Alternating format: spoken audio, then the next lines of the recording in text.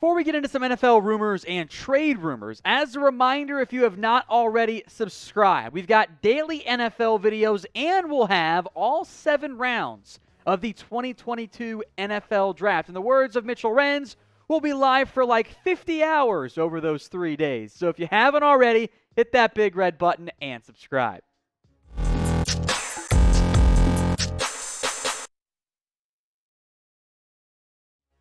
You're watching NFL Daily by Chat Sports. I am Tom Downey. We're going to begin with some trade rumors out there. Are they the most realistic? I'm not so sure, but we already saw Davante Adams and Tyreek Hill get dealt this offseason, and now the rumors are circulating around DK Metcalf. ESPN's Jeremy Fowler reports that teams think other organizations believe that DK Metcalf could be had at the right price in a trade.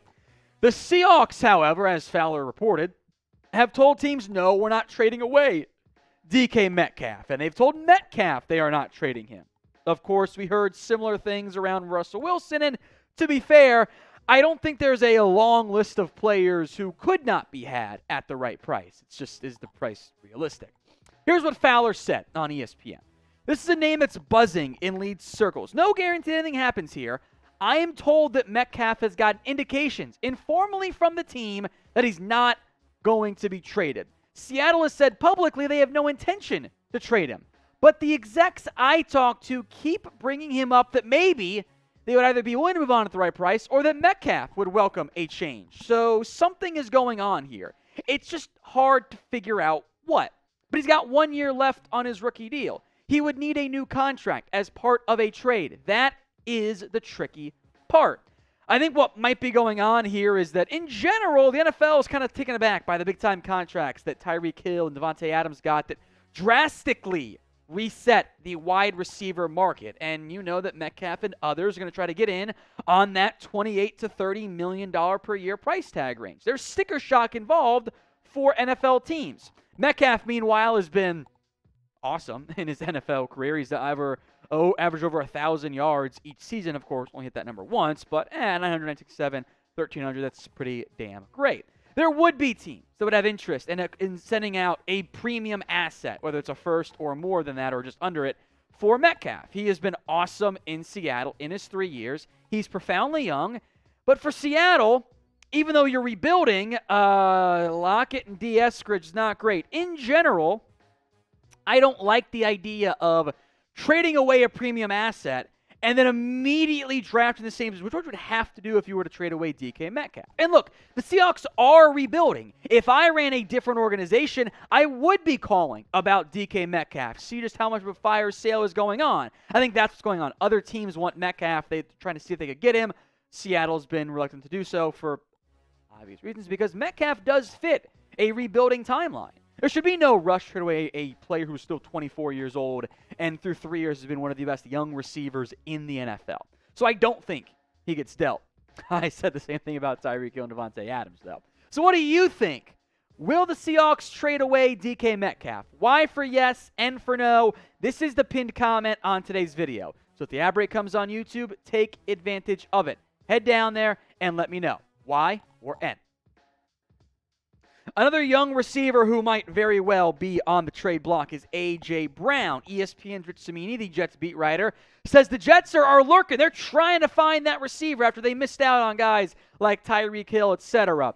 And he's mentioned, Cimini has in the past, A.J. Brown and DK Metcalf. Cimini thinks Brown is more gettable than Metcalf because the Titans are up against the cap. Reminder, not really. It's pretty easy to manipulate that cap, especially for a young premium player like A.J. Brown, whose numbers, like DK Metcalf this past year, did dip at least a little bit. He's under 900 yards. Didn't get to 1,000 yards for the first time in his career. There were injuries, of course, a big factor in that. Brown and Metcalf are going to be looking for that massive contract, that $30-ish million per year figure, and frankly, understandably so. These are two of the best young players at their positions. Are they the same level of Davante Adams, Tyreek Hill? Maybe not quite, but they're close, and they're young, and they should continue to get better in theory. The DJ Moore deal suddenly looks not that bad for Carolina, since it's $10 million less almost than the highest paid receiver in the NFL. As for the Jets, because I do want to spend some time on them here, they clearly want receiver help. They were in the mix for Tyreek Hill. They were in the mix for Amari Cooper, allegedly, and others as well. However, the Titans would be very dumb to dump A.J. Brown. Yes, you've got big contracts coming up for Jeffrey Simmons as well, but A.J. Brown is one of the best young receivers in the NFL. I don't believe in trading away good young pieces when I am a contender, and that's what Tennessee is. You dump A.J. Brown, guess what your biggest need is, or one of your biggest needs? It's a receiver. You don't want Robert Woods and Tracy McMath, Des Fitzpatrick, Nick Westbrook-Ikhine as your number one guy. That ain't going to cut it. You need A.J. Brown for your passing offense. So of these two guys, ironically the two former Ole Miss receivers who have been good, there are of course other ones from that year, who is more likely to be dealt? Type in AJ for A.J. Brown or DK for DK Metcalf.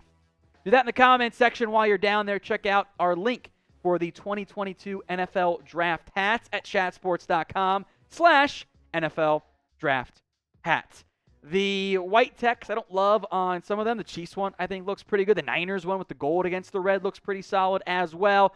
Very similar styles here, but there's actually a pretty wide array of options for you guys. The flat bill ones always seem to have the best selling, so we put those in the images. Chatsports.com/NFL Draft Hat. Check the comment section and the description. I've got that link in there for you guys. Get the official NFL 2022 Draft Hat today.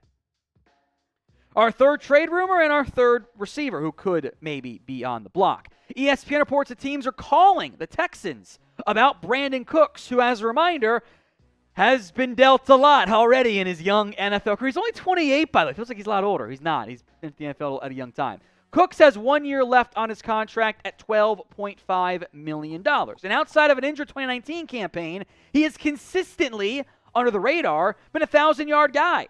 Is he a prime number one? I don't know if you want him to be your number one, but he's good at football, and there are a lot of teams that do not have a receiver as good as Brandin Cooks on their roster. In fact, I would argue one of those teams is his current one, Houston Texans. And this is why I think you haven't seen Brandin Cooks dealt yet. They don't have any receivers. Now, maybe Nico Collins breaks out in year two. Chris Conley, Chris Moore, Philip Dorsett, Deshaun Hamilton. Those guys are your two, and maybe even your three. I don't think you feel good about that. So I do believe that teams have called Houston about Brandin Cooks. They're a rebuilding team, get assets, etc. I would also argue that even if you want to evaluate Davis Mills properly, you need to have at least one good playmaker on offense. And Cooks is kind of the only good proven one on that roster. So they should not be giving him away because they still need some semblance of talent to evaluate their potential franchise QB. So name a player who you guys think ends up getting traded. It could be a big name, could be a lesser name. There will probably be some action during the NFL draft. That does tend to happen after all. Head down to the comments section. Let me know a player who you think gets dealt this offseason. Time now for our lone free agency rumor of the day. That is on Stephon Gilmore, as Gilmore remains one of, if not the top overall player on the free agent market. Corner is a big focal point, and of course he's the best one on the market there. Clearly it's not been as hoped. I mean, the value, the contracts he's been offered has not gone the way Gilmore wants it to. In general, 30-plus-year-old players don't get the same money as 25-year-old players because age is a thing, right? And the NFL is ageist.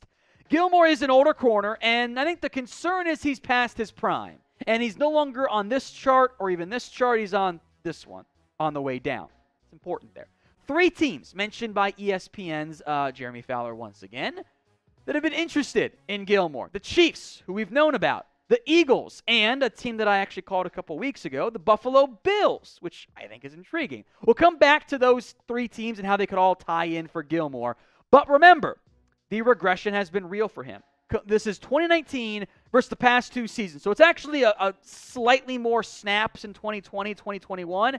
Despite that, fewer interceptions, a stark drop in pass breakups. Of course, more touchdowns, but a 0 against 3, so nowhere to go but up, right? A significantly higher completion percentage, almost 10%, and more yards per target, which actually dipped this year versus 2020. He's still a good football player. Don't get me wrong on that front. But I don't think he's the commanding, highest paid player in the NFL. He would have been had he hit the market 2 years ago. If Gilmore hit the market after 2019, he'd be the highest paid corner in the NFL. Now, not going to be the case. So who do you think will end up signing Stephon Gilmore? This is the pinned comment on today's video. Or excuse me, what I'm talking about there. It's not the pinned comment on today's video. But hey, maybe an ad plays here. If it does play, head down there. Let me know who you think signs Stephon Gilmore. Let's look now at the 3 teams who were linked to Gilmore. The Chiefs have no number 1 corner. I like Rashad Fenton. He's fine.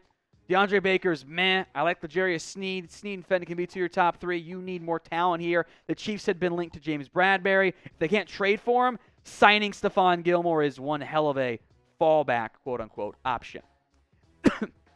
Excuse me. The Eagles don't need a number 1 corner.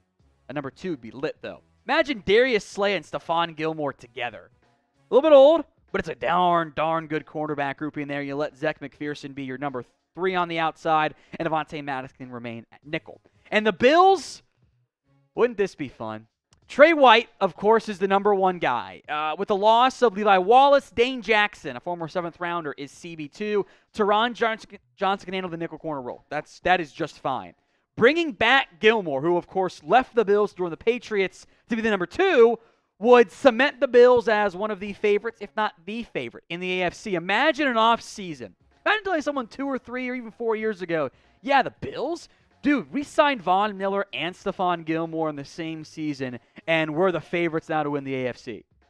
That's something I don't even think Bills fans might have believed just a couple of years ago. So I love the idea of Gilmore, but cost, of course, is a factor here.